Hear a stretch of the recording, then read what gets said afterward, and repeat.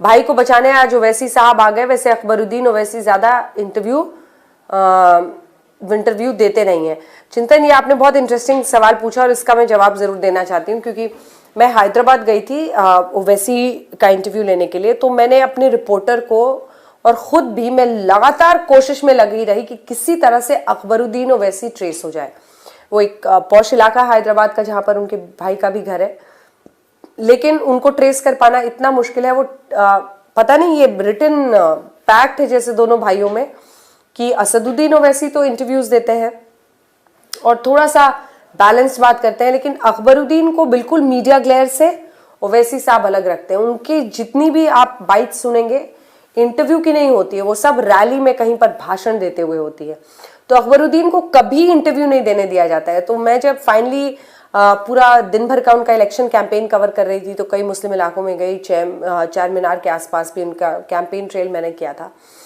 जो हॉस्पिटल वो चलाते हैं ओवैसी साहब, वहाँ भी गई थी। उसके बाद मैं लगातार इसी फिराक में थी कि किसी तरह से अकबरुद्दीन ओवैसी का पता चले और उससे कुछ सवाल पूछे जाए, लेकिन हो न सका। मुझे लगता है कि क्या पूरे इनका सिस्टम है जिसमें वो गार्ड करके ओवैसी को बचा लेते हैं। अच्छा, दूसरी चीज फिर मुझे उस चौक का याद, अगर कोई हैदराबाद से है तो लिखिए फटाफट। वो जो पुराने हैदराबाद का एक दरवाजा है और उसके जस्ट सामने एक बहुत बड़ा सा चौक है और वहीं पे ओवैसी हमेशा रैली करते हैं। तो शाम के उनके इस रैली की बड़ी चर्चा रहती है और वहीं से फिर अगले दिन जो आप टीवी पे कुछ ना कुछ हेडलाइंस देखते हैं वो वहीं पे उसी चौराहे पे रैली, मतलब तो मैं जाके चौक पे देखी, मैंने कहा यहाँ रैली है, स्टेज तो लगा हुआ था और जो लोकल नेता है वो भाषण भी दे रहे थे और सामने ऑडियंस 30-40। तो मैंने कहा अच्छा ओवैसी, मतलब मुझे लगा ऐसे ही होगी, चौक सभा टाइप करके अपना निकल लेंगे। तो मैं गाड़ी पार्क करके और साइड में वेट कर रही थी, मैं और मेरे कैमरामैन।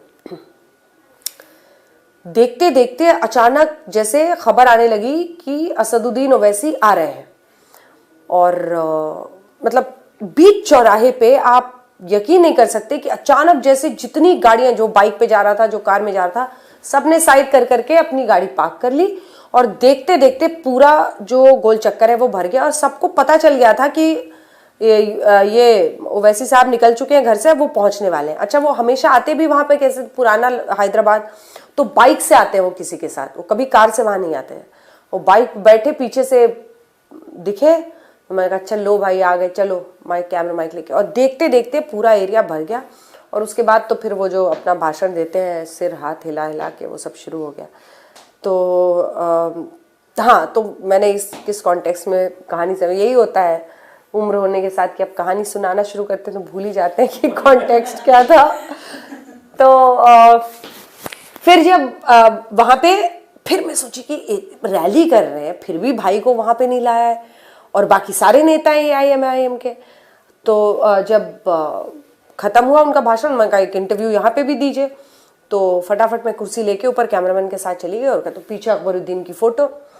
तो फिर मैंने कहा कि मौका भी है और ये आखिरी है, अब ये इंटरव्यू तो हो चुका है, मेरा काम मेरा बन चुका है प्रोग्राम। तो मैंने धीरे से ऐसे फोटो दिखाई, मैंने कहा इनको कहाँ छुपाए बैठे हैं आप, इनकी फोटो खाली लगाते हैं और कहीं छिपा दे रखते हैं आप मीडिया से, क्या डर है आपको कि कुछ बोल देंगे, कुछ नुकसान हो जाएगा। वो कहा कि नहीं ऐसा कुछ नहीं है, वो अपना बोलते हैं और मैं उनके लिए क्या आपको बताऊं। कहा लेकिन हैदराबाद में तो लोग यही बताते हैं सारे मीडिया वाले कि आप अपने भाई को बचा कर रखते हैं एकदम मीडिया से और उनको इंटरव्यूज नहीं देने देते हैं। तो उन्होंने कहा कि नहीं ये सब गलत बातें आपको लोग बता रहे हैं, ऐसा कुछ नहीं है, आप जाइए आप उनका इंटरव्यू कीजिए। उनको भी पता था कि अब कहाँ मैं उनको ढूंढूं, मैं आप ही बता दीजिए कहाँ है। तो कहा कि अब ये मैं आपको कैसे बता सकता हूँ। तो बात वहीं पर जाकर ख़त्म हो गई। लेकिन ये थी पूरी कहानी। अकबरुद्दीन तो इंटरव्यू देते नहीं।